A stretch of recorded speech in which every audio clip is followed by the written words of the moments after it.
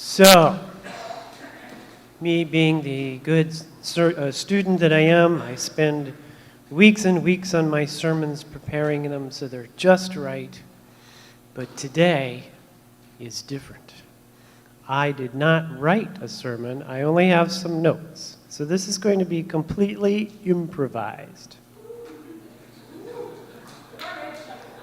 All right, so here we go. This could be a complete disaster or it could be good. We'll see. All right. We'll find. I'll just hold your judgment there. So first I want to tell you a story. A while ago, I was with some friends and we went to Lake Tahoe. Anybody been to Lake Tahoe? Okay, beautiful place, big lake by big mountains, right? And so we decided that we were going to take a little side trip from our cabin we were renting. And the thing is, in Lake Tahoe, all the side trips are up these mountains. Now, I've driven in Nevada, I've driven in Utah, I've driven in different places. This was the only place where you drive and there's no guardrails on the side of the road, and they just drop off. I was the driver for the day, and I could not believe they didn't have these guardrails, and I'm thinking, whose crazy idea was this? Anybody could just, wait, that could be me, driving off the edge, and I'm holding on to the steering wheel, my knuckles are getting white, and I'm dripping sweat down my face, and breathing heavily, and holding on to that steering wheel. And finally, I get there, and I take some deep breaths, and my daughter says, "Dad, you were brave." And me being the empathetic, loving father that I am, I looked at her and said, "Yeah."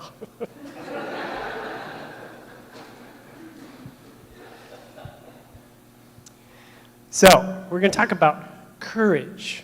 So I want to ask you, does anybody know what is courage? Anyone want to raise their hand and tell me? You guys know? What's courage? No idea? Oh, we got one. Wait a minute. Oh, hey, I got to do the Donahue thing. Here we go. I believe it comes from the Latin word cor for heart. See, there's always one in the audience that's got their dictionary ready to go. Yes, from the heart. Good job, thank you. Anybody else? Sure, guys? No? Take a shot? No? Anybody else? Oh, this is the quiet crowd today. Come on, somebody have courage and tell me what courage is. Oh, we got one here, right here. Walking forward in the face of fear. Oh, she's good. That's pretty close to the definition. Yeah, good job. Before I give you my answer, I'm going to ask you one more question. Have you ever known, or were you ever brave? He's thinking. Come on, when were you brave? I'm coming right at you. When were you brave? Think about it. Here we go. Tell me. When I scored like 4 goals in soccer. Nice. 4 goals in soccer. Excellent. Anybody else? When were you brave? Okay, we're going to move forward. Here we go. So courage, the one I have, is pretty close to yours. Ability to confront danger or difficulty despite your fears. We are all afraid of things, but sometimes you need to see past the fear to do the right thing. So there's a couple things there.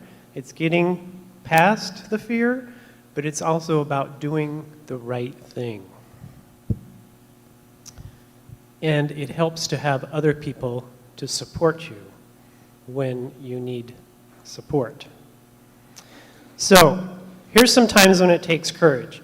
To tell someone that you or someone else is being hurt. Sometimes it takes courage to admit that something is wrong or that you need help. Sometimes it takes courage to change something you've been doing for a long time.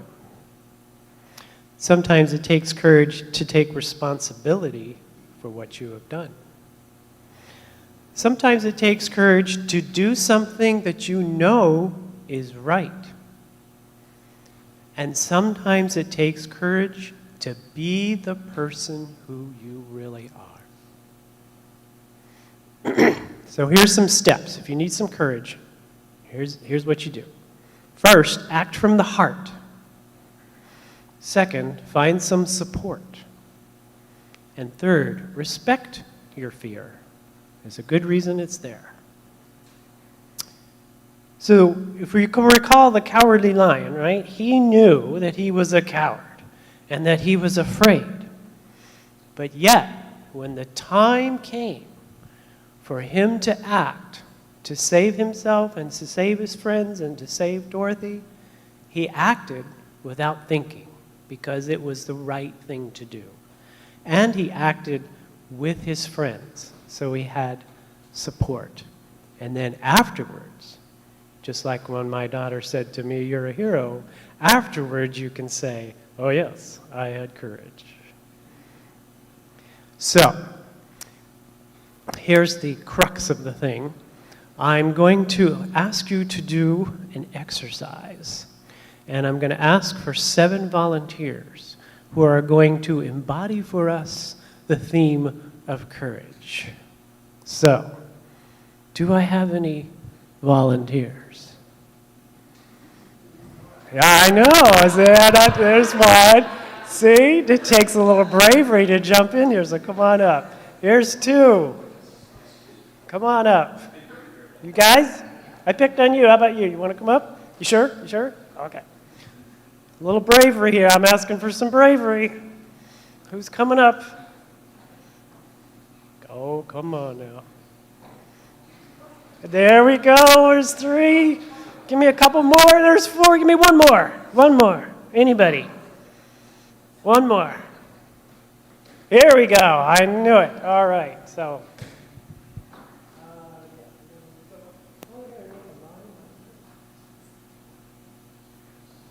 Yes, now turn around.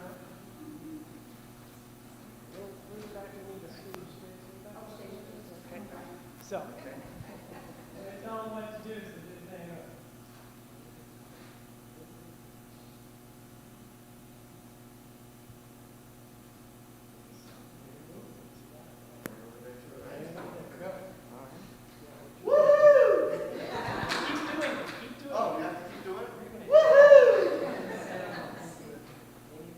Keep doing it. You're going to add to hers, okay? You're going to keep adding to theirs, okay?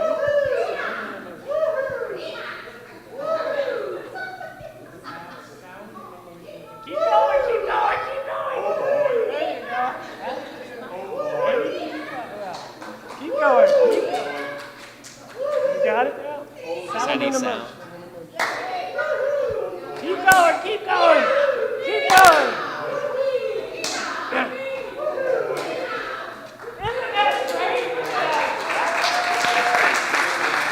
All right, come on down. Thank you. They're all looking at me like, "I'll see you afterwards."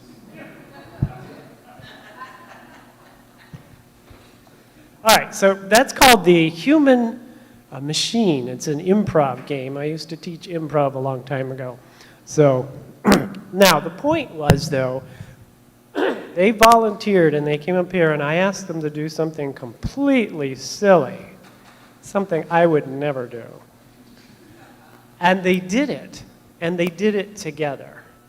Okay, so they formed something together as separate parts. And I did ask them to come up here, which takes a little bravery, but once you get up here and you jump in and you do it, it just happens, right, guys? And men and women and everybody else who was up? Okay, great.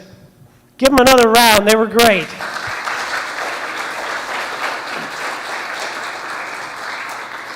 All right, that's my sermon on courage.